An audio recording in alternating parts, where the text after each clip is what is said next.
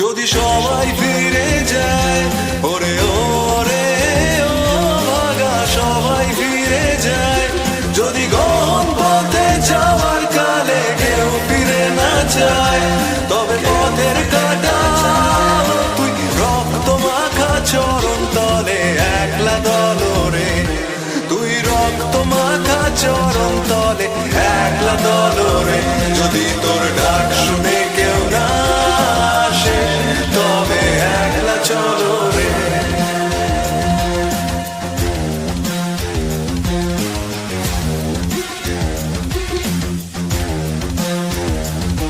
যদি আলো না ধরে, ওরে ওরে ও ভাগা আলো না ধরে, যদি ঝড় বাদলে আধার রাতে দুয়ার দেয় ঘরে, তবে বজ্রা নলে আপন বুকের পাঁজর জ্বালিয়ে নিয়ে একলা চলো রে, আপন বুকের পাঁজর জ্বালিয়ে নিয়ে একলা চলো রে, যদি তোর ডাক শুনে কেউ না আসে তবে একলা চলো রে।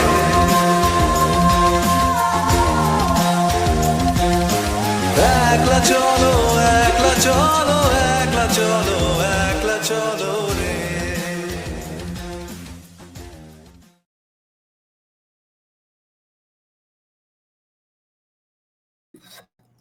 Hi guys, thank you for joining the live stream. I hope the audio is doing all right. Okay, so today we are going to discuss a research article after a long time. This paper is pretty infamous and as well as famous. This is very popular amongst libertarians. I have heard of this paper from in libertarian circles countless times, and I have received recommendations about this paper many times. It's controversial as well because a lot of people have called this disrespectful to the good intentions of the Indian state, etc. Anyway, it's written by people who are economics professors. Let's see what do these professors think. Now you know what do economics professors usually think, which is socialism is great. Let's see what do these two professors think. SHRUTI Rajagopalan and Alexander Tabarrok. We will get to their paper a little later, but first I will just read out to you a small gist of the paper, okay, for those of you who are too impatient to get through the entire paper but do want to know what the paper is all about. Here's a gist of the paper from ChatGPT, okay. Let me tell you about the gist first, and then we will get into who are these people. So the overview, mainly 2 points. The paper explores India as a flailing state, not failing state, one whose ambitions exceed its capacity. Capacity for what? Capacity to implement policies. It tries to do too much in scope, but has too few resources to execute effectively. I have read about just this gist and first one paragraph. So far, I have absolutely loved the paper, And listen to this very first point in the overview. What a great point to bring up, I think, isn't it? That I think even when people point out to us, pro-free market people in India, socialists, who point out to us that, see, no, such great freebies or entitlement programs exist in Europe. What about that? How are they functioning, bro? Because they are richer. When they started out doing that, they were way richer than us already. So let's get rich first, maybe. Okay, the other point of this paper is the authors coin premature imitation, which is elites in India adopt policies suitable for advanced economies. Exactly what we were talking about. Before India has the administrative and institutional infrastructure to support them. This mismatch leads to policy failures. Some core insights from the paper now, okay? 5 core insights. Flailing state concept. The Indian state is described as both too large in terms of ambitions, regulations, and scope of intervention, and too small, lacking effective capacity to deliver services and enforce its own rules. Premature demand for advanced policies. Domestic elites push for policies meant for high-capacity governments.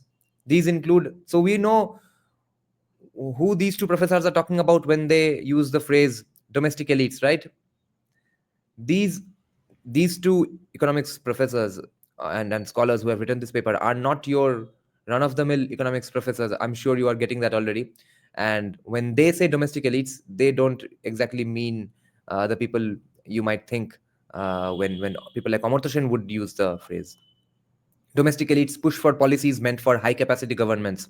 These include high maternity leave, urban housing regulations, and complex sanitation and education reforms, despite inadequate on the ground capacity. Point 3. Four illustrative case studies. The paper examines how these mismatched policies play out in A. Maternity leave, lengthy leave policies that small firms struggle to administer. Housing policy, models reliant on bureaucratic and planning capacities that often fail in practice. Open defecation, policies assuming sanitation infrastructure and behavior change capabilities that may not exist in many regions. Education reform, a push for school accountability and regulation in a system with limited enforcement, teacher variability, and resource gaps. Next, the role of external influence. International agencies, donors, and foreign academic models contribute to state overreach. They may push ambitious project designs without ensuring that India's existing systems can deliver them effectively or not. Okay. Foreign NGOs. Okay. So this paper is kind of talking about what Indian right wingers always like to point out. International agencies, donors, and foreign academic models contribute to this phenomenon of state overreach. Okay, guys. They may be pushing ambitious project designs without ensuring India's existing systems can deliver effectively. Towards smarter state building, the conclusion advocates for capability aware policy design. Start with simpler, manageable policies that improve administrative capability over time. The authors suggest incrementalism, adaptation to local contexts, and experimentation rather than rigid transplanting of idealized models. That's pretty much the gist of the paper. Now we will get into the paper.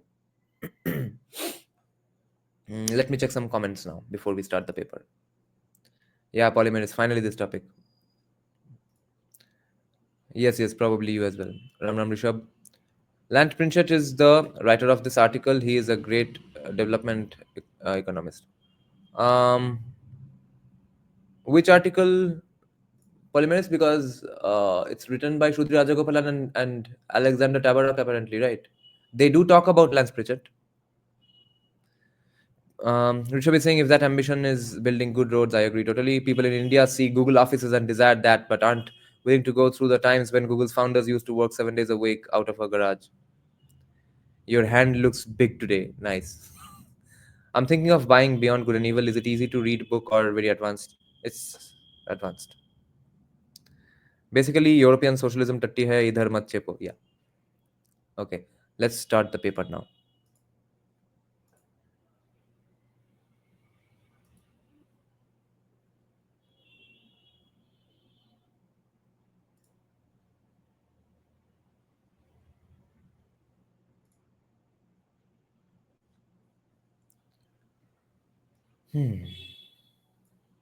Oh, okay. He created that term. This article is based on his larger paper. I see.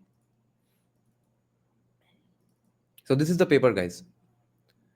Premature Imitation and India's Flailing State, Shruti Gopalan, and Alexander TABARROK. Starts with a quote from W. Arthur Lewis from his work Economic Development with Unlimited Supplies of Labor. The quote is, there is the same contrast even between people, between the few highly westernized, trousered natives educated in Western universities, speaking Western languages and glorifying in Beethoven, Mill, Marx, or Einstein, and the great mass of their countrymen who live in quite other worlds. Nice. Gautam Varun is saying, do I need to read anything more to understand that book? Read. There's an endless numbers of commentaries on Beyond Good and Evil. You can check them out. A more easier assistance I would suggest would be from Jordan Peterson's lectures on Nietzsche, or specifically on Beyond Good and Evil. You will find many great ones. Lant Pritchett in 2009 has called India a flailing state. A flailing state is what happens when the principal cannot control its agents. The flailing state cannot implement its own plans and may have its plans actively subverted when its agents work at cross purposes. The Indian state flails because it is simultaneously too large and too small. Too large because the Indian government attempts to legislate and regulate every aspect of citizens' lives, and too small because it lacks the resources and personnel to rule according to its own ambitions. To explain the mismatch between the Indian state's ambitions and its abilities, We point to the premature demands by Indian elite for policies more appropriate to a developed country. We illustrate with 4 case studies on maternity leave, housing policy, open defecation, and education policy. We then conclude by discussing how the problem of limited state capacity points to presumptive laissez faire as a preferred governing and learning environment for developing countries. Who is Shruti Rajagopalan? Why am I having such a hard time pronouncing this name? Shruti Rajagopalan. So, Shruti Rajagopalan is Assistant Professor of Economics in the Department of Economics at Purchase College, State University of New York, and a Fellow at the Classical Liberal Institute, New York University School of Law.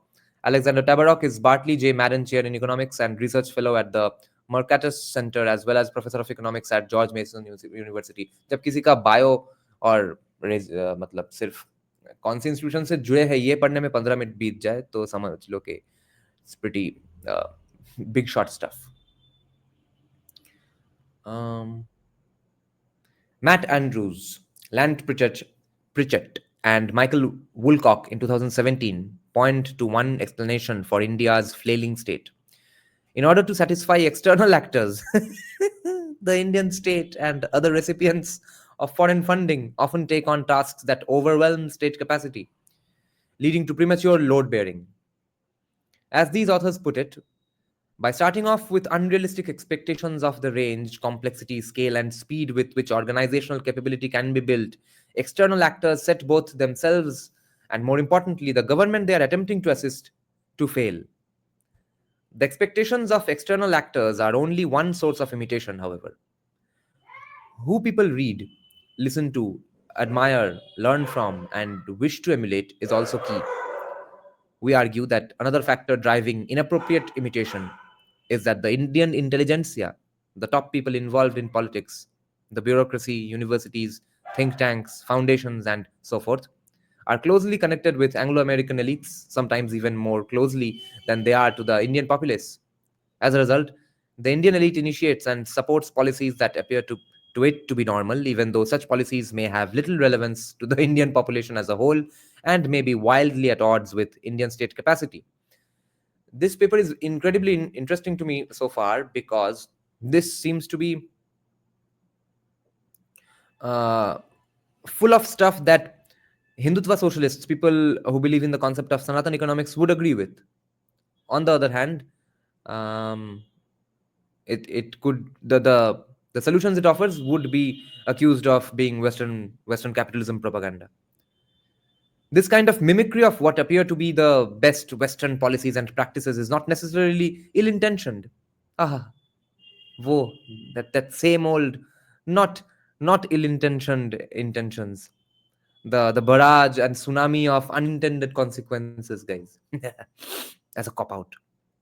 It might not be pursued to pacify external or internal actors, and it is not a deliberate attempt to exclude the majority of citizens from the democratic policy-making process. It is simply one byproduct of the background within which the Indian intellectual class operates. The Indian elites are more likely, because of their background, to engage with global experts in policy dialogues that have little relevance to the commoner in India.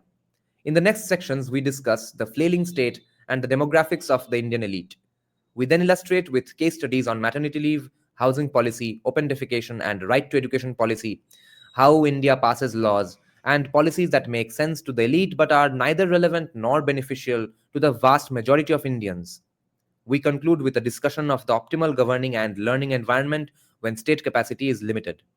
Now, a subchapter in the paper begins called The Flailing State, and I would like to remind you guys to check out the link in the pinned message of this live chat as well as in the description box. Remember to consider donating to my project called the Kaal Bhairav Ashtakam Vigilance music video project. And the paid members of the channel will get to come online and discuss this paper after we are done discussing after I'm done discussing this, and then we will have a discussion amongst ourselves as well. The link for joining in the live stream has been given in a members only community post. Okay, check it out. So the flailing state. Let me have a sip of tea. Zero, this is live.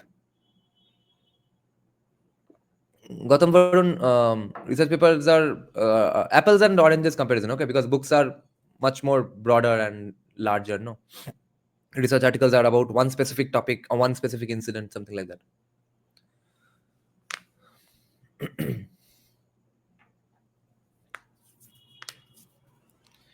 In India, corruption often takes the form of circumventing the law.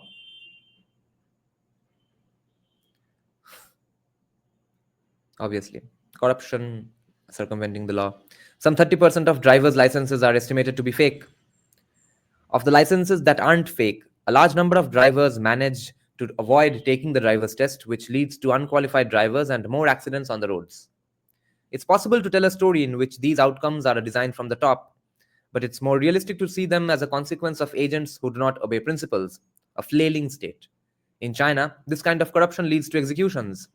The executions don't happen in India, one feature or bug of democracy, but that shouldn't be taken to imply acquiescence, let alone approval.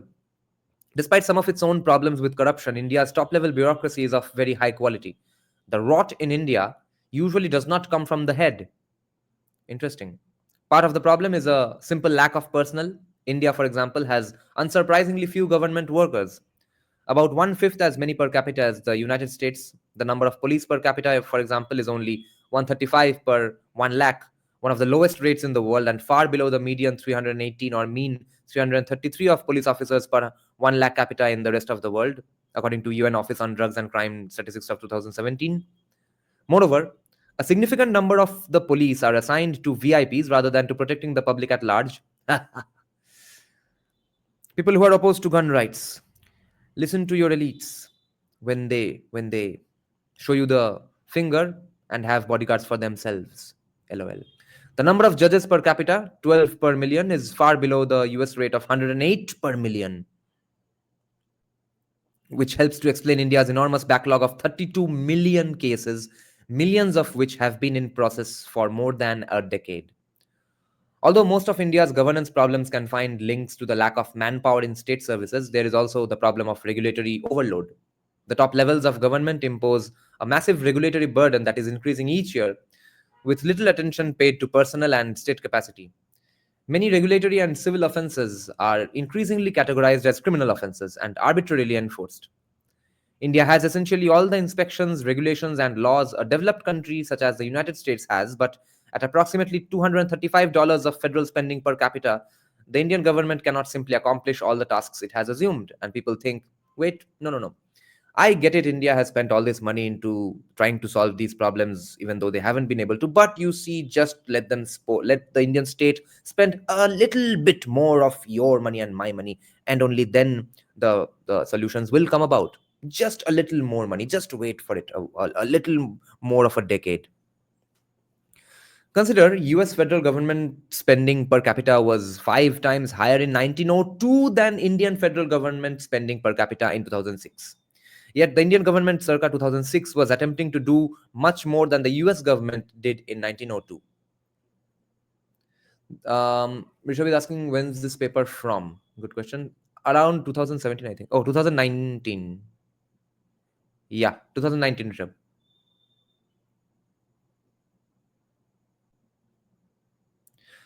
The lack of state capacity relative to ambition doesn't simply mean the government does everything at a proportionately smaller scale. No, that's not what's happening. Just because they have lesser money doesn't mean they do lesser amounts of it really well. They do big ambitious amounts of it really shittily. That's not what's written in the paper. I was adding that. Lol. The lack of capacity creates diseconomies and problems such as corruption that reduce capacity even more than resources. Consider New York City's system of A, B, and C rankings for restaurant hygiene. Even though there are peculiarities in the data, such as bunching, that suggests ratings are somewhat manipulated, the system works tolerably well. Why? The incentives on both the inspector side and the restaurant side generate a stable low evasion equilibrium. Inspectors, for example, are paid up to $37 an hour, which is likely higher than their next best wage. Thus, health inspectors earn a rent. Because a wage rent would be lost if the inspectors lost their jobs, inspectors have an incentive to follow the rules even when the probability that they might be caught accepting a bribe is low. The wage rent earned by inspectors, the food inspectors, is only part of the solution, however, because if many restaurant owners offered bribes, the wage would have to be extremely high to make bribe taking unprofitable, so high that the system would be rendered uneconomic. But most restaurant owners don't offer bribes because offering a bribe to an honest inspector could lead to a worse outcome of jail than accepting the rating itself, whatever bad ratings they get. Thus, most food inspectors don't take bribes in part because there aren't enough bribe givers to make the bribe taking profitable given the inspector's wage rent. And most restaurants don't offer bribes because there aren't enough inspectors willing to take bribes to make bribe offering cheaper than fixing the hygiene problem.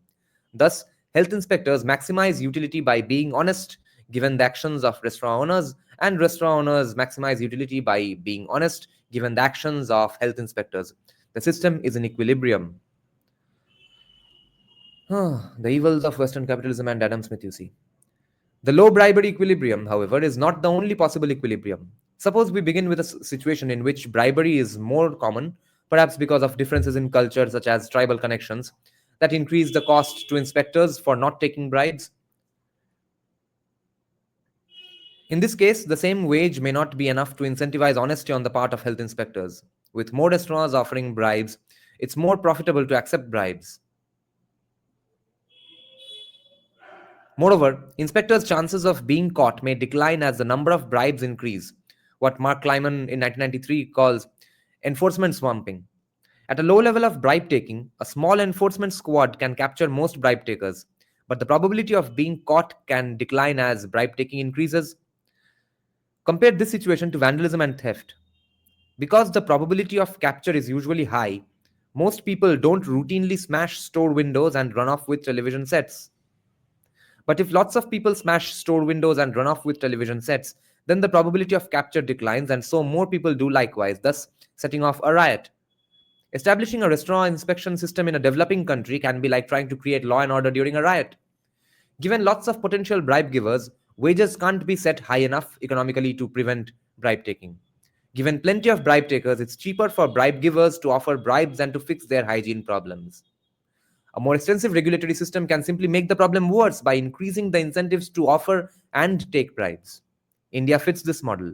In Mumbai, the inspection system for restaurants is at least as strong as the system in the United States. Indeed, we have been told that it would be difficult for any restaurant to operate if it had to meet all the requirements. Inspectors' wages, however, are far lower. The ratio of inspectors to restaurants is low. Moreover, on the margin, a regulated coffee shop, for example, has to compete with the many unregulated chai walas and coffee walas. The net effect is that there may be more corruption and more unhygienic restaurants than would be the case with less regulation. Andrews, Pritchett, and Woolcock give another example of enforcement swamping. One can compare actual tariff revenues with predicted tariff revenues, given tariff rates and import levels. At low tariff rates, actual revenues increase with predicted revenues, but beyond a certain level, the relationship collapses as higher rates simply create tariff evasion. Yeah, always. Other research shows that as tariff rates increase, the gap increases between what one country says it imports and what other countries say they export. So one of them lies. The lesson is that by doing more, the government can often end up accomplishing less. Now, another subchapter in the paper, the Indian elite. Let me check some comments and have a sip of green tea. Good evening, Neon.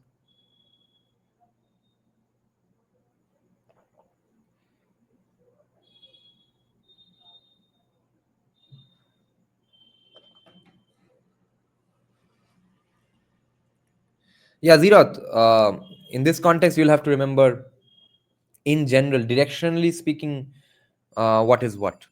Which countries or which cities' restaurants are cleaner in general, on average, etc.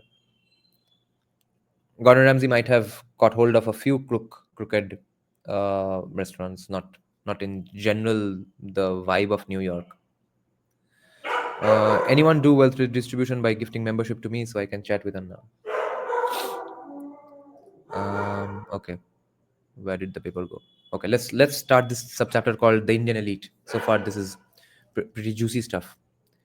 Elites ruling for their own benefit is a traditional public choice explanation for many laws that fail to meet their stated goals. We argue, however, that another explanation is elite imitation of foreign policies that are inappropriate given the level of domestic development.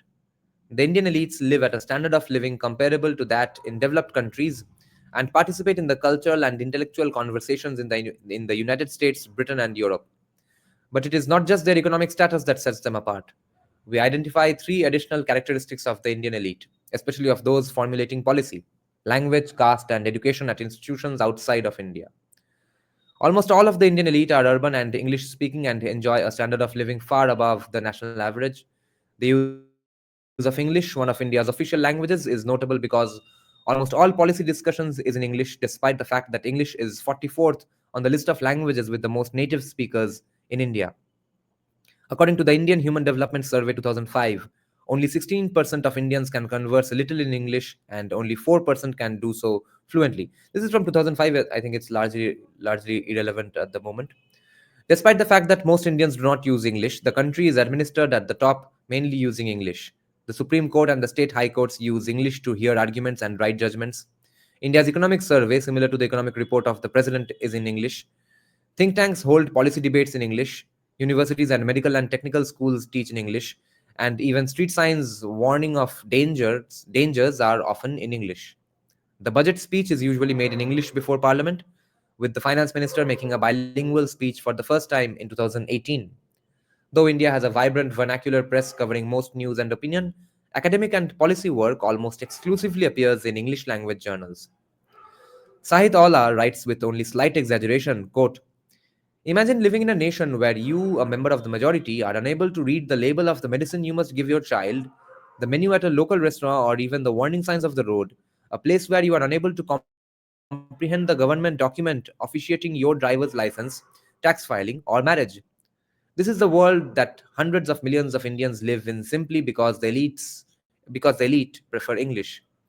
This discrimination has become so systemic that the elite and middle classes send their children to English private schools while the vast poor and theirs send theirs to the government schools of their mother tongue. Therefore, because remember, language pride is only for the poor.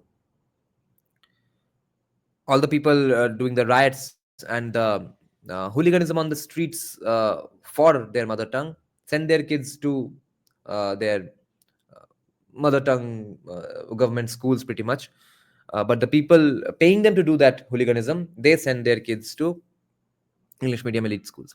Therefore, a person's socioeconomic status in Indian society is approximately in line with his or her fluency in the language. End quote. There are both historical and economic reasons for this capture by the English speaking elite.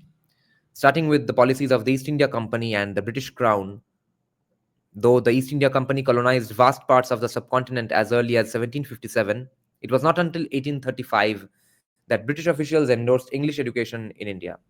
Thomas Babington Macaulay summarized the reason for this endorsement in his infamous Minute on Education in 1835, quote, we must at present do our best to form a class who may be interpreters between us and the millions whom we govern, a class of persons, Indian in blood and color, but English in taste, in opinions, in morals, and in intellect.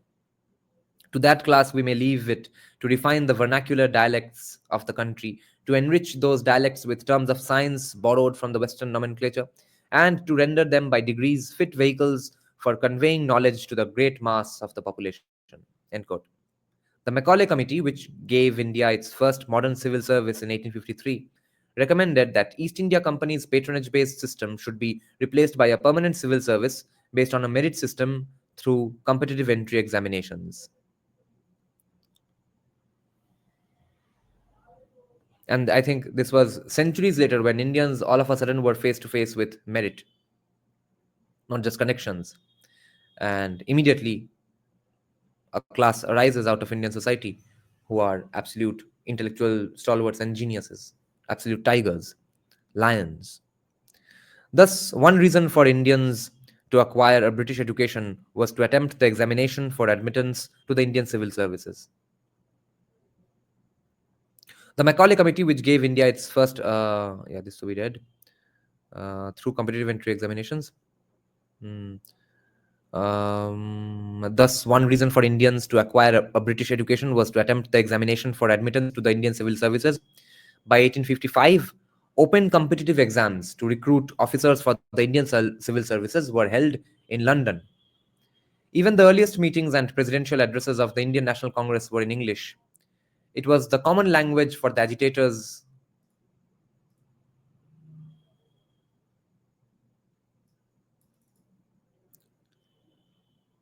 It was the common language for the agitators coming together from different linguistic backgrounds within the subcontinent, and the purpose of the meetings was to send a powerful message to the British, which would be received only if it were in English. For instance, Dadabhai Naoroji published his critique of the colonial fiscal policy in English and lectured extensively in England to explain to the British government and British citizens the impact of oppressive colonial policies in India. Indeed, most of the founding members and prominent leaders of the Indian National Congress were educated in Britain. They were mostly upper caste, English speaking, and trained in law, and they had the ability to negotiate with the British government.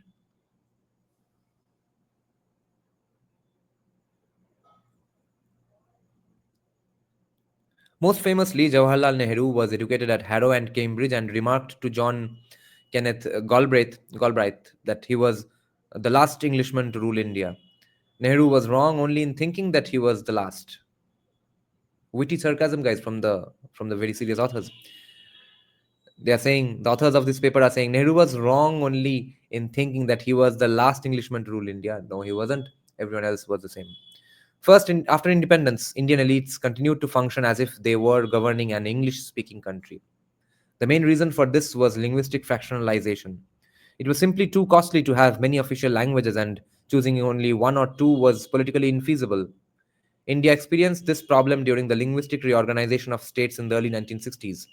The divide between the North and the South deepened, and there were significant fears of quote unquote Hindi domination among South Indians who spoke other languages. It also helped that the Indian civil service was already running the country in English. English remained both a device to reduce transaction costs and the politically neutral option.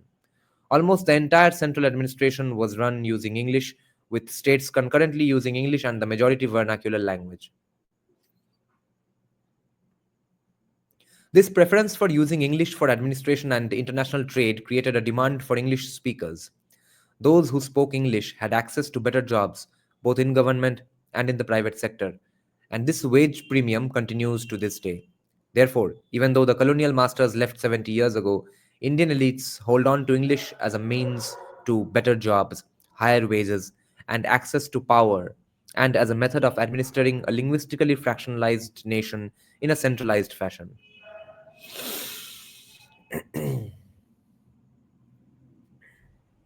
Over these 7 decades, a small and powerful urban English speaking elite has emerged. Among those elites, children can sometimes even grow up speaking only English.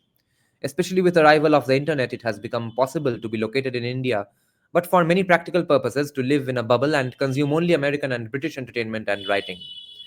One author has described this new Indian elite minority as Indo-Anglians, who are about 1.4 million in number across an estimated 440,000 households. This group tends to be socially and economically forward and work mostly in the formal sector of the economy, high level government, or private sector jobs. In a study in the state of West Bengal, Tanika Chakraborty and Shilpi Kapoor Bakshi estimate in 2016 the impact of a policy established in 1983 that eliminated English as the medium of instruction in primary schools. They found that switching from English to Bengali as the medium of instruction significantly reduced wages. They also found that English medium schooling raised wages about 15% in the 2000s. These returns may be even higher in urban pockets with high levels of productivity. In a study of Dadar, a vibrant urban area in Mumbai, Maharashtra, Kaivan Munshi and Mark Rosenwig show that attending an English medium school increased both women and men's income by about 25% in the year 2000. Now, this is what solidified Bengal's caste lineages as well. Only Brahmins, Boidos, and Kaistos could afford English medium education. Meanwhile, their Komi brethren banned Bengali English education.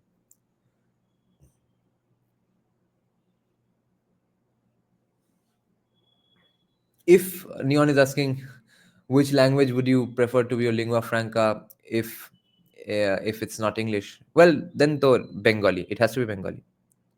Bengali is closest to Sanskrit, unless you make Sanskrit, which most people don't understand, and there are insane amounts of debates about the meanings of different Sanskrit sentences. First, standardize it, phase it in, through primary school and stuff, then 12 years later, 15 years later, we can talk about making Sanskrit the official language. It's very doable. Otherwise, it has to be Bengali, because uh, if someone knows reasonable amounts of any Sanskrit based languages, they can understand Bengali. Compared to Dalits, upper caste with greater access to high quality schooling. Yeah.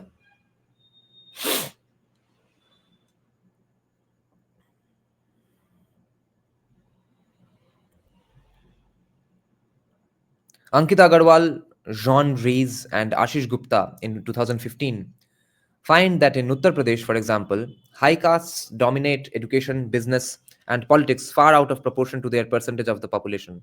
Lower castes and Dalits are overrepresented among unskilled workers. Agarwal, Rees, and Gupta estimate that in the large northern city of Allahabad, 75% of the persons in positions of power are high caste compared to 21% in the population. Most notably, 86% of Bar Association members, 83% of publishers, and 76% of the Allahabad faculty are upper caste. I would bet you that all these percentages are way higher in Kolkata. This is up for UP or just Allahabad. Well, even if it's for West Bengal, we would find overwhelming majority of all these positions of power that are being talked about in the context of UP. We will find in West Bengal are occupied by just three castes: Brahmins, Vaidyas, and Kayasthas. But no one talks about that because West Bengal is just considered to be a casteless society. But if we look at UP in a certain way, based on their caste breakups in different professions, based on such data, then we have to point out that these are these are rookie numbers if we bring in West Bengal in the comparison. Moreover, upper castes continue to dominate the elite, and Dalits hold only a tiny minority of top positions despite numerous reservation programs. In 2006, the Center for the Study of Developing Societies surveyed 40 national media organizations and found that 71% of all key decision making jobs were occupied by upper caste Hindu men. Scheduled castes and scheduled tribes occupied none of these jobs. In a detailed analysis of Supreme Court judges, George Gadboy finds that they are predominantly upper caste men from across the nation. Though Dalits are increasing their influence in politics, bureaucracy, and policymaking, they still have a long way to go before they can break the upper caste's stronghold on political decision making. One of the reasons for the persistence of caste is marriage endogamy. Marrying within one's own caste is both the strongest restriction of the caste system and the most important reason for the persistence of caste inequalities in India. Among the English speaking elite in India, more than 90% of all marriages are within caste because castes are status. See, these are nice, cool data from UP, but we won't get such data from West Bengal for some reason.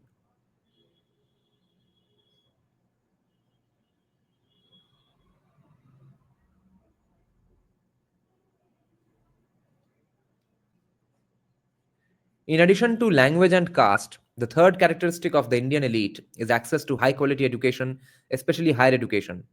Even among the upper caste, there is an elite crust of intellectuals who have the most influential voices in policy making. These voices typically belong to foreign trained intellectuals and academics. Since the time of Mohandas Gandhi, Muhammad Ali Jinnah, and Jawaharlal Nehru, there has been a trend for a small group of English speaking upper caste men to be trained in foreign universities.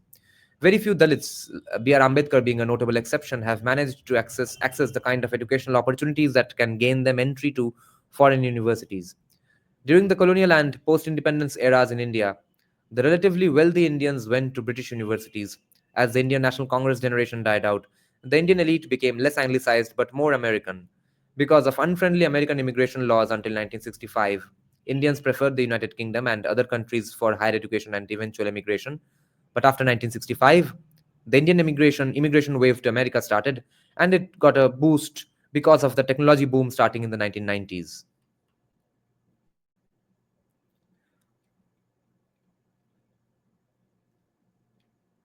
Since the 1990s, Indian students have come in large numbers to American universities.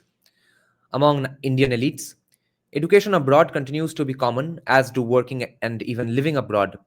Since 1980, for example, only 2 of the 11 governors of the Reserve Bank of India were fully educated in India, whereas the remainder had British or US graduate degrees.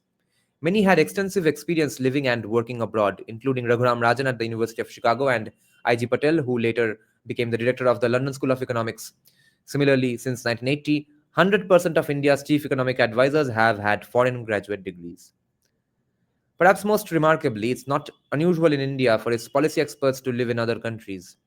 When Panagaria, head of the, is he from Panagar, or are there other places called Panagar in India? Because Panagar is a place in West Bengal.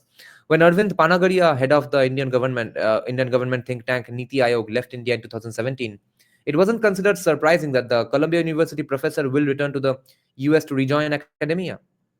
Similarly, when Raghuram Rajan, first the chief economic advisor to the government of India and then governor of the Reserve Bank of India, left the latter job, he returned to academics in the United States. When Arvind Subramanian, Rajan's successor as chief economic advisor, ended his successful term, it was reported on his final day he completed formalities and held an informal meeting with his colleagues at his North Block office before catching his flight to the US later. On the day on the day their tenure ends, they immediately leave the country. We are not doing a good job running the country. We are not really running the country. These kinds of connections and movements are not uncommon, but they have become somewhat controversial in recent years. Yeah, why not? Rajiv Kumar, who took over as head of Niti Aayog after Panagaria left, wrote of Panagaria and Rajan that, quote, in their place, we may see experts being posted who understand India's ground realities in a much better manner, end quote. Thus, policy at the top, both in terms of discourse and often in terms of execution, is conducted mostly by English speaking upper caste, foreign educated Indians. Elites' education, worldview, and international orientation have important consequences for policy decisions. Imported experts may mimic the policy debates and issues that belong to a different environment, usually one with higher state capacity. These policy debates often have little relevance to the immediate problems of the average Indian, and quote unquote, and expert import may burden an already weak state. Further exacerbating the problem of executing existing policies, we turn to four case studies. But you see, all the criticisms of Indian elites that these two professors seem to be making are pretty much at par with any criticism that a Sanatan economist would make, or a Sanatan economics fanboy would make. But the criticisms of Sanatan economists against pro free market people are the same ones.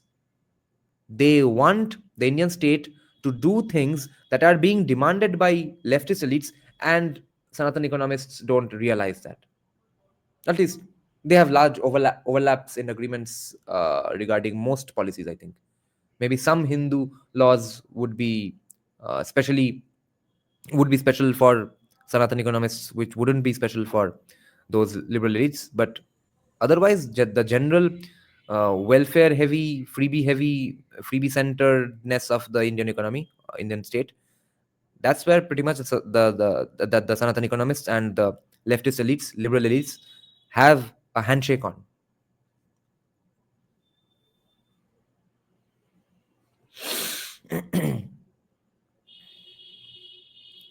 Maternity leave in India.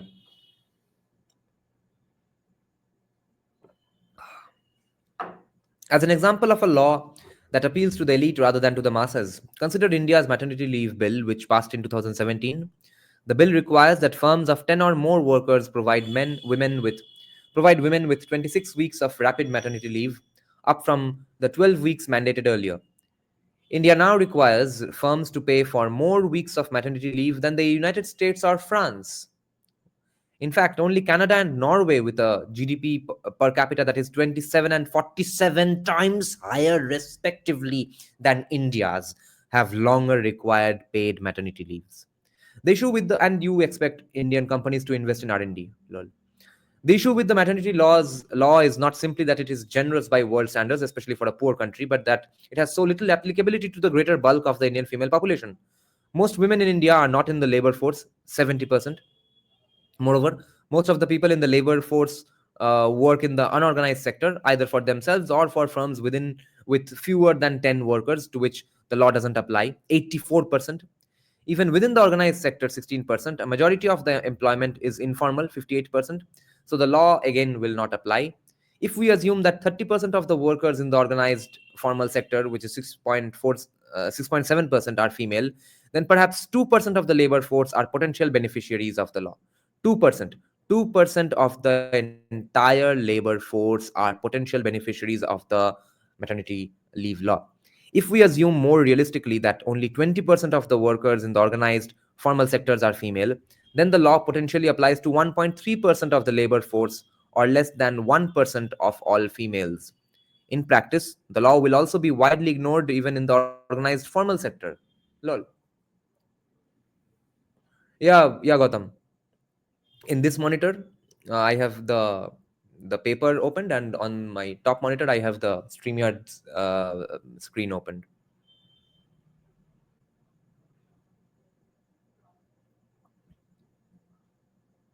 India's maternity leave bill is relevant to only a tiny share of the Indian population and is likely to have negative effects for the economy and women overall, if only because it will contribute to the general ignoring of Indian law and further pressure an Indian bureaucracy that cannot administer current law.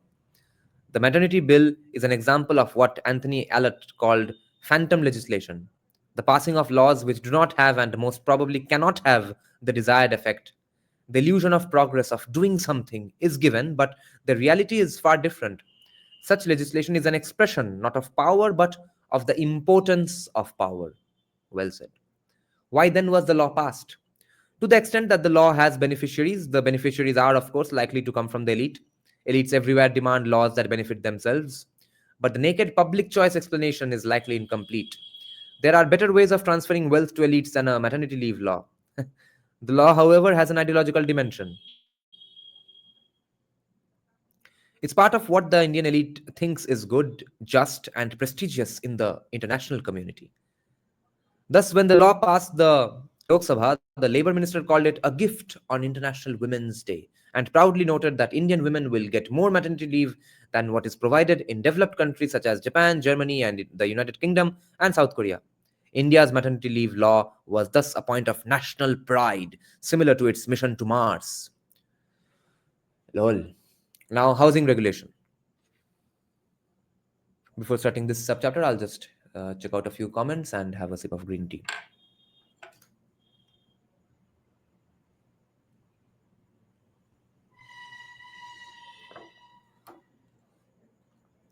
No, I don't look left. Right now, I'm looking at the right side of my body. Okay, I think the screen is reversed. Live stream. How is the live stream monitor above? It's above because that's how I do background scores for all my music stuff, films, ad, everything. On one screen, the music softwares are open, and on another screen, the visuals go on. And even if I'm not doing background scores, on one screen I'll be doing just the music programming. I'll see what are the notes playing, etc., and the mixing will go on. The EQ, reverb, delay, etc., that will go on in another screen. Neon is saying the other title, Premature Imitation Turkey, referencing to India being a premature democracy. Not yet. We haven't seen arguments of that sort. Um, we are mainly seeing references to India being uh, uh, their point is that you can imitate Western laws, but you're doing it prematurely because you don't have the state capacity to do those policies, to execute those policies for now. Okay, let's continue the paper. Housing regulation is another area where what seems normal and appropriate to the policy elite may be quite different from what is indeed what is needed by the masses. And on this topic, I implore you, I beg you to read Thomas Sowell's book called Economic Facts and Fallacies. Anyway, the problem of affordable housing in India is extreme. India has the largest slum population in the world, with about 24% of the urban population living in slums. In Mumbai, the price to income ratio is so high that the average living space is just 48 square feet per person. In comparison, the US government mandates a minimum of 50 square feet per person for prison cells. Fuck. The need for affordable housing is extreme, yet housing regulations in cities such as Ahmedabad and Surat include requirements for such matters as rainwater harvesting, solar water heating, and grey water recycling. A list that would not be that would no doubt be approved in Berkeley, California, but is far from the concerns of most people living on average Indian incomes. Other requirements specifying minimum sizes for rooms, staircases, lot sizes, and road widths are, as well as maximum levels on the floor space index, Building heights, elevators, setbacks, open spaces, and so forth are common and can greatly raise costs. Consider, for example, parking requirements. Parking requirements may seem like a sensible and natural requirement to the policy elite, but most people in India do not own cars. They use either public transportation or two wheelers. Land set aside for parking in affordable housing complexes is wasted. But more importantly, if there were less space for parking, more units could be built, spreading the cost of the land more widely and reducing rents. Further reductions in rent are possible by reducing road widths, which can be done while still satisfying requirements for emergency vehicles. Reduced road width also increases pedestrian safety. In a careful and informed analysis, Bimal Patel, Shweta Byahut, and Brijesh Bhatha in 2018 show that lifting a handful of the costliest requirements would reduce housing costs by 34% and increase supply by as much as 75% without any reduction in safety or quality of building materials. Why then have these regulations? Patel, Byahut, and Bhatha write, quote, regulations in India are also a relic from its colonial past, derived from spacious British standards that are irrelevant for popular housing today because they specify lot sizes and land uses that the majority of the poor cannot afford. End quote. So you see who gets their inspiration and ideas from Western style capitalism and who gets their defenses of policies and arguments in favor of BS policies from actual colonial masters? Hilarious, right? The regulations began in the colonial period but have been continued by India's policy elite who stepped into colonial shoes. Barjor Mehta, Bonoshri Sri Mitro, and Peter Nientiad show how little has changed. In 1989, they wrote, quote, in India, the town planning acts of the planning, guys, planning.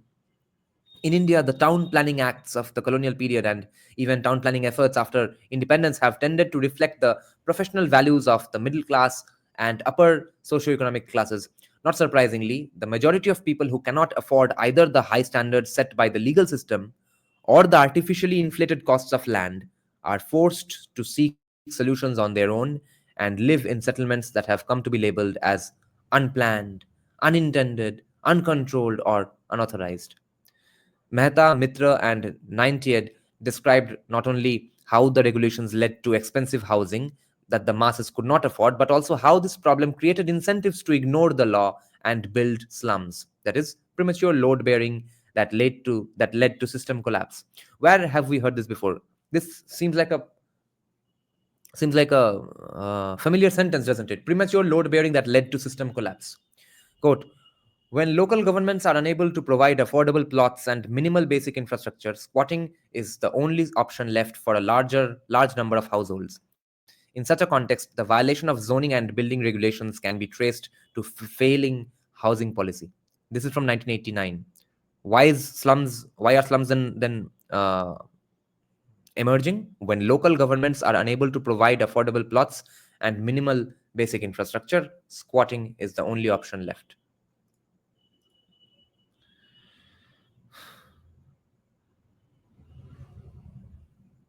Yes, Abhay.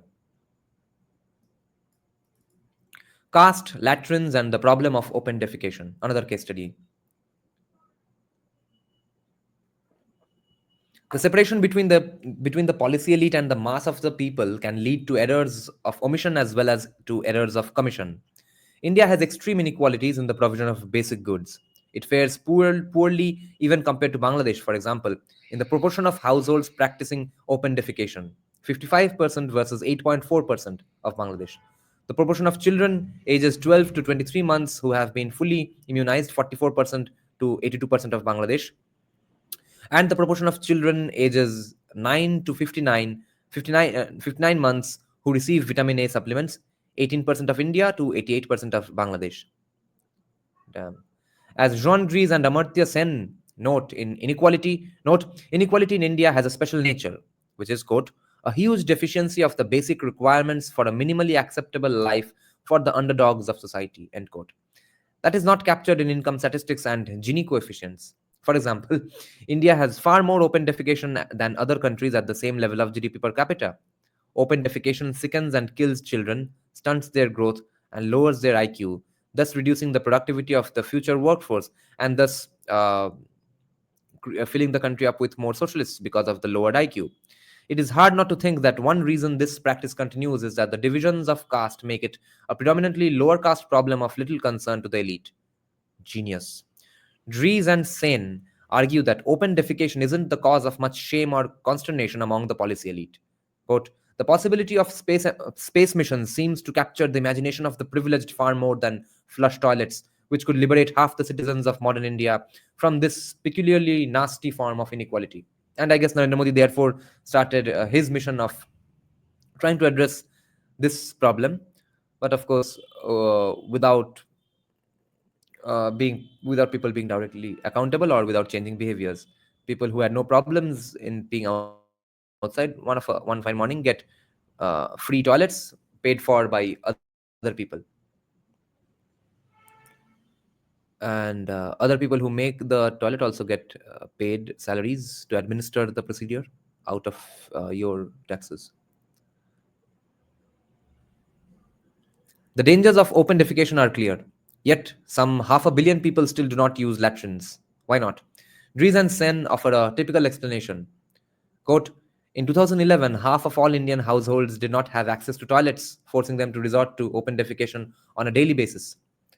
From this perspective, the solution seems obvious. Provide access.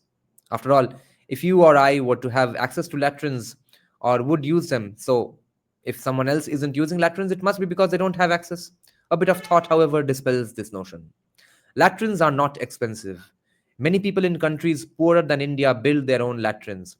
If access is not the problem, then building latrines may not be the solution, and we know now.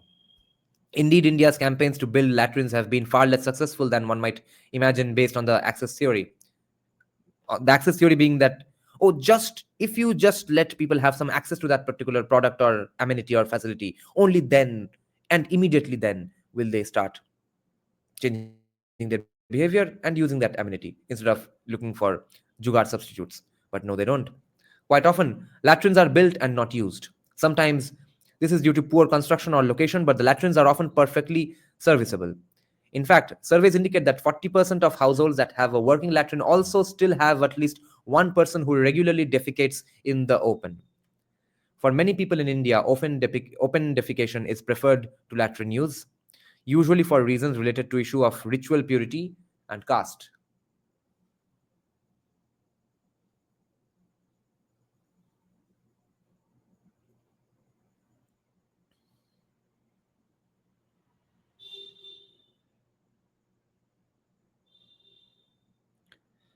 Latrines in or near homes are considered polluting, not in a physical sense so much as in a spiritual or ritual sense. Latrine cleaning is also associated with the Dalit caste, in itself a polluting category. Yes, of course, if you have a temple inside your home, how will you have a toilet inside your home? That is, the impurity of defecation and caste are mutually reinforcing. As a result, using or even worse, cleaning latrines is considered a ritual impurity. The problem of open defecation is thus intimately tied up with Hindu notions of purity and caste, which many do not want to discuss, let alone condemn. In the villages, the idea of open defecation is also associated with clean air, exercise, and health. Even many women prefer open defecation if only because it gives them a chance to get out of the house and have some freedom of movement. Sadly, men sometimes build latrines for their daughters and wives to reduce their freedom of movement. Government programs that stress that it's unmanly for them to allow their wives and daughters to defecate in the open implicitly reinforce patriarchal sentiments and don't do much to reduce the transmission of germs when the men don't also use the latrines. The concept of isomorphic mimicry and pressures from external actors may also play a role in India's latrine campaign. Elites living in urban areas take the preference for having a toilet over open defecation as a given because they take for granted a modern system of plumbing connected to waste management systems. But most villagers and even most city dwellers don't have a waste management system, and using toilets often means having to deal with the waste manually. In the absence of these sewage systems, open defecation is preferred. To get around the problem of perceptions of ritual purity, it has been suggested that local governments be encouraged and enabled to construct sewage and waste management systems. A toilet that is not connected to a functional waste management or sewage system through modern plumbing needs to be from which is not connected to a functional waste management or sewage system through modern plumbing needs to be pumped and the waste transported, which runs counter to perceptions of ritual purity. A toilet that flushes away human waste into the sewage and waste management system uh, solves the problem. If there is a functional network of pipes linked to waste management and sewage systems, the cost for households to build a toilet in every home connected to the network is relatively low. At the current levels of development in India, a much smaller proportion of the population would need a government subsidy to construct a toilet. However, it is far more difficult to create sewage and waste management systems across the villages and cities in India than to build latrines.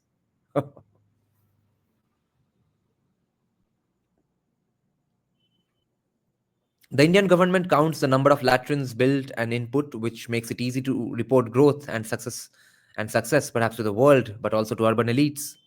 But the government doesn't measure what is actually important, the extent of open defecation, despite the fact that it could do so at relatively low cost. As Diane Coffey and Dean Spears in 2017 remark, sometimes seeing like a state means looking away. In short, the policy elites don't suffer from the problem of open defecation and they misunderstand the problem. They believe toilets are universally preferred over open defecation, but only toilets that flush the waste away into a waste management system are preferred over open defecation. When the elites do understand the problem of open defecation as linked to ritual purity, many don't want to attack the causes such as Hindu beliefs and the caste system, or to bear the costs when the benefits may be far in the future. As a result, the problem of open defecation remains unsolved. Now, the right to education, which is an absolute disaster. Rutvik is saying this is fake analysis by colonized Adam Smith ka capitalism ka headline है.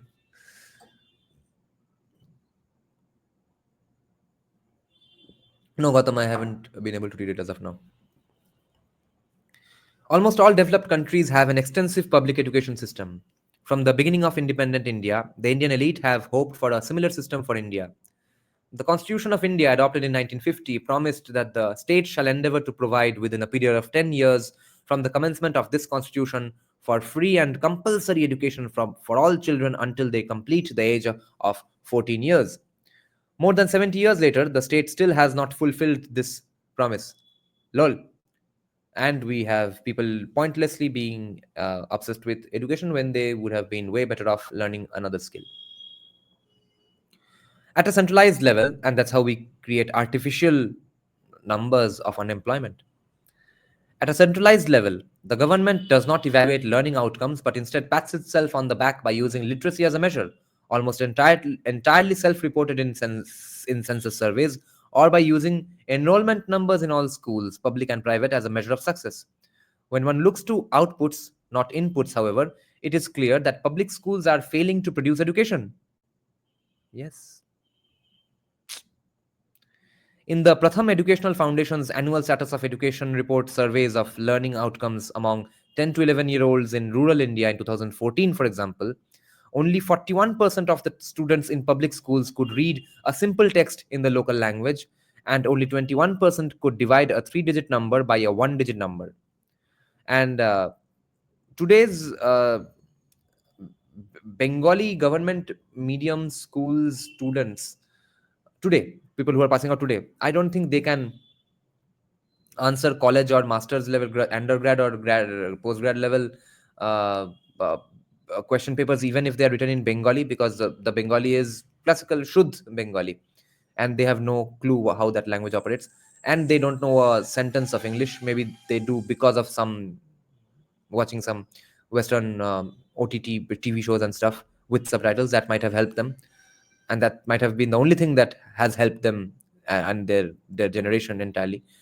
Uh, but if they don't watch Western TV shows, their English is going to be crazy. But it might not be that relevant in the near future because of AI and real time translations. You wouldn't believe the place I grew up in the south. I've never seen a single person doing the deed outside. But if we don't have compulsory education, how will people learn about the greatness of Akbar and Aurangzeb? Exactly. According to recent reports, the rate of open defecation in India has reduced from 73% in 2000 to less than 11% in 2022. Okay, if that report is uh, true, it's obviously incredible.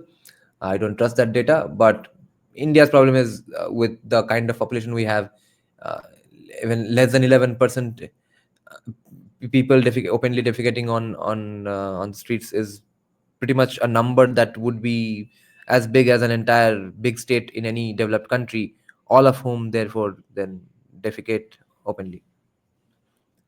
The failure to educate is not surprising when one notes that teacher absenteeism in the public schools is notoriously high.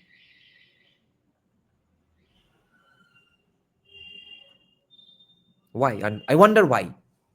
Why these teachers, who are a lot of them who are very devout religious people from a lot of religions, including Hinduism, why aren't they following those Hindus at least? Why aren't they following their dharma of being honest? Why are they absentee teachers? None of them are atheist woke commies with transgender kids. Studies find that on a typical day of 25% of teachers are absent, and those who are present are often not teaching. Teachers in the public schools are paid salaries well higher than the national mean, and unions and political clout prevent them from being fired. Given the absence of teachers, it's not surprising that the students are often absent as well, which obviously makes learning difficult. As the government school system has failed, however, a remarkably vibrant and extensive private school system for poor children has arisen. India today has the largest private school system in the world, with about 50% of students in urban areas attending private schools and more than 30% of primary age students attending private schools overall. In some Indian states, a majority of students attend private schools. Private schools achieve modestly better outcomes than public schools, but at significantly lower cost. Modestly better outcomes than public schools, but significantly lower cost. The private school system continues to grow relative to the public school system.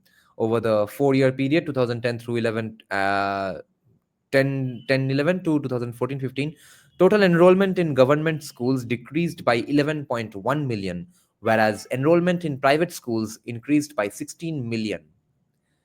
This fall in enrollment in government schools happened despite a 4.3% increase in the population of primary school age children over the same period. It's important to note that these private schools are for the poor. They could not be otherwise, given how many students attend these schools. The median private school fee in urban India in this period was 500 rupees per month, which is about $7 to $8, $7 to $8 in 2018, and in rural India to 275 rupees per month. Nationally, private schools' mean fees are around 9.2% of the state's per capita income.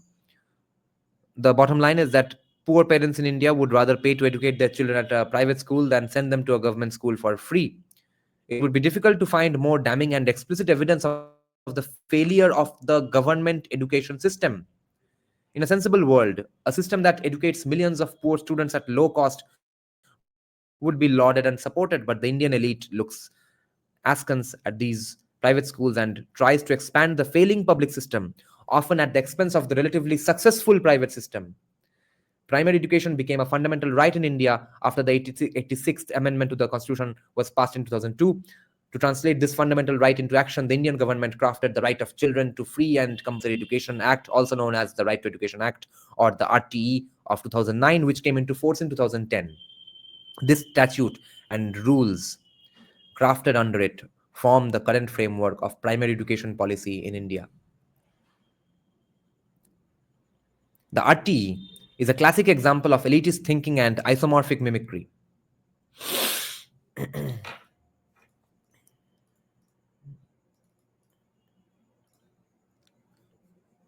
Isomorphic means having the same form or structure. It's used to describe things that are similar in structure even if their appearance or other properties differ. Trying to establish measurable norms and standards borrowed from the developed world, which have little to no meaning in India and which foster little to no learning in school. The RT statute is essentially a laundry list of mandated inputs with no mention of learning outcomes, let alone standards for monitoring and evaluating those outcomes. The schedule to the RTE lists 7 categories of norms and standards: teacher student ratio, building specifications, minimum prescribed instructional hours, minimum working hours for teachers, provision for teaching and learning equipment, library facilities, and play material, games, and sports equipment. Within each category, there are specific requirements. For instance, under the category of building, the Act specifies requirements such as separate toilets for boys and girls, a kitchen for midday meals, office space for teachers, fencing, and playgrounds. These are the elements required for a school to be recognized by the RTE. Any school that does not meet this laundry list loses its recognition and may be forced to shut down. The RT penalizes low budget private schools. Thus, an urban private school that may not have a fenced playground is forced to shut down even when parents have chosen that school over a free public school. Moreover, the RT penalizes private schools for paying a market wage to teachers instead of the excessively high wage paid by government schools. Data on school closures are difficult to find because the states do not keep a record of all private schools and because most of these private schools are operating under the radar for violating dozens of regulations and licensing requirements. A quick survey of news reports suggests anywhere between 10,000 and 100,000 private school closures since the adoption of the RTE. A second, even more troubling trend is that the RTE creates numerous opportunities to threaten to close functioning private schools. The threat power has spurred a business of side payments to the bureaucracy and potentially raised the cost of entry to and functioning of low budget private schools that cater to the poor who are now having to pay more because of that school owner having to pay bribes to the babus. Nowhere in the RT is there any mention of measuring or evaluating learning outcomes. In fact, some provisions in the RT discourage such evaluation. Among these provisions is the requirement that no child shall be held back, expelled, or required to pass a board examination until the completion of elementary education, that is, until 8th grade. A framework that rewards the public schools the children are fleeing and punishes the private schools that have met a market test is a recipe for disaster. But the Indian elite take for granted that well stocked libraries, playgrounds, and low teacher student ratios are measures of quality, and they apply these standards universally. After all, these standards are used the world over in public education. Schools not conforming to these world standards are assumed to be cheating the poor of their hard earned money and should therefore be shut down. In the developed world, these rules of thumb work well enough because of the contextual background within which it can be assumed. To give just one example, that teachers will actually show up to teach. As Land Pritchett puts it, the narrow focus on inputs is due to the isomorphic approach to schooling that considers only those elements that are thin and hence can be bureaucratically monitored, tracked, and in principle regulated. End quote. Actual education, as opposed to measures of inputs, is a thick contextual endeavor. But the focus on, because it has many layers to it, that concept, that phenomenon. But the focus on inputs makes sense to the Indian elite and also works well for the Indian bureaucracy, which benefits from input heavy measures as well as from increased power over the fate of private schools. Conclusion.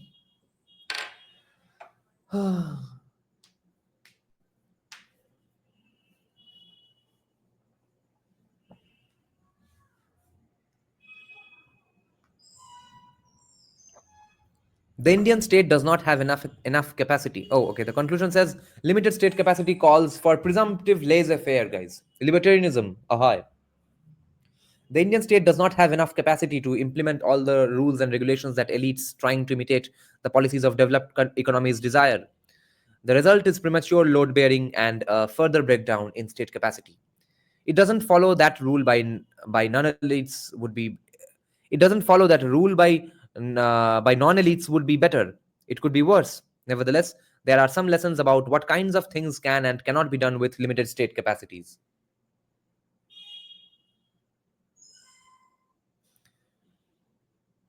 So the conclusion does not argue that rule by non-elites would be better.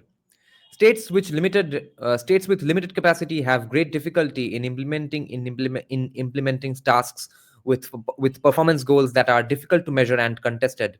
In any bureaucracy, the agents involved ask themselves whether to perform according to the bureaucracy's goals or to their own.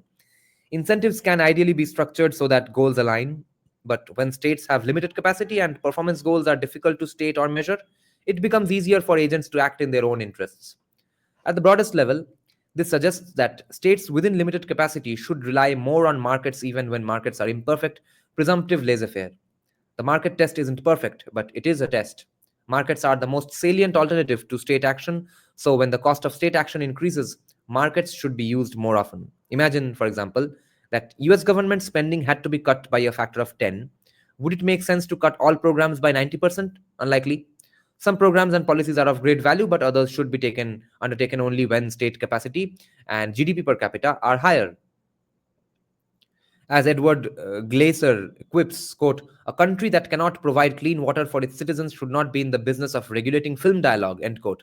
A US government funded at 1/10 the current level would optimally do many fewer things.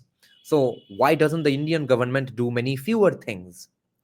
Indeed, when we look across time, we see governments providing more programs as average incomes rise.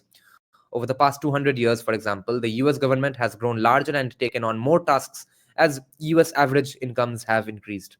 But when we look across countries today, we do not see this pattern. Poor countries do not have notably smaller governments than rich countries. Indeed, poor countries often regulate more than rich countries, which is why they remain poor. The differing patterns make sense from the perspective of the folk wisdom of development economics.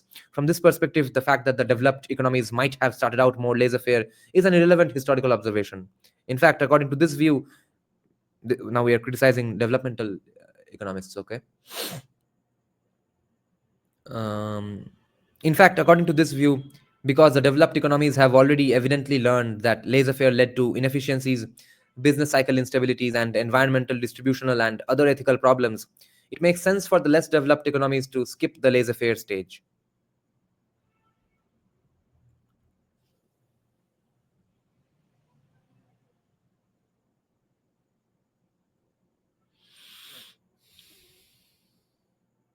Thus, the folk wisdom of development economics holds that what a developing economy learns from the history of developed economies is to avoid the mistakes of relative laissez-faire and begin with greater regulation.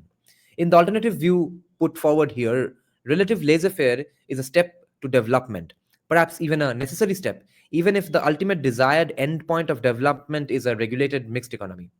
Presumptive laissez-faire is the optimal form of government for states with limited capacity and also the optimal learning environment for states to grow capacity. Under laissez-faire, wealth, education, trade, and trust can grow, which in turn will allow for greater regulation.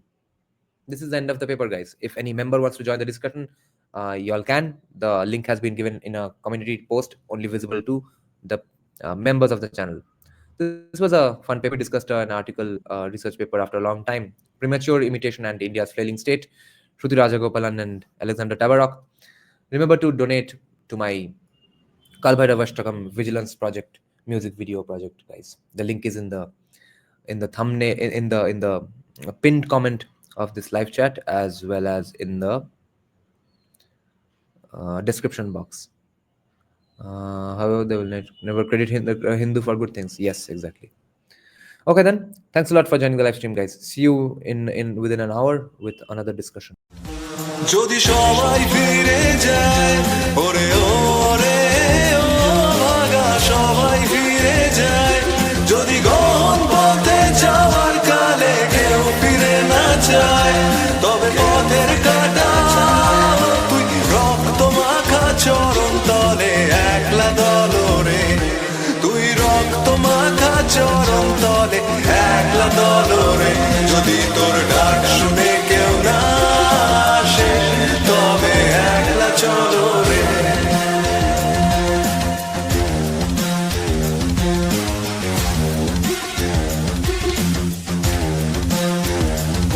যদি আলো না ধরে ওরে ওরে ও ভাগা আলো না ধরে যদি ঝড় বাদলে আধার রাতে দুয়ার দেয় ঘরে তবে বজ্রানলে আপন বুকের পাঁজর জ্বালিয়ে নিয়ে একলা জলরে আপন বুকের পাঁজর জ্বালিয়ে নিয়ে একলা জলরে যদি তোর ডাক শুনে কেউ না আসে তবে একলা চলরে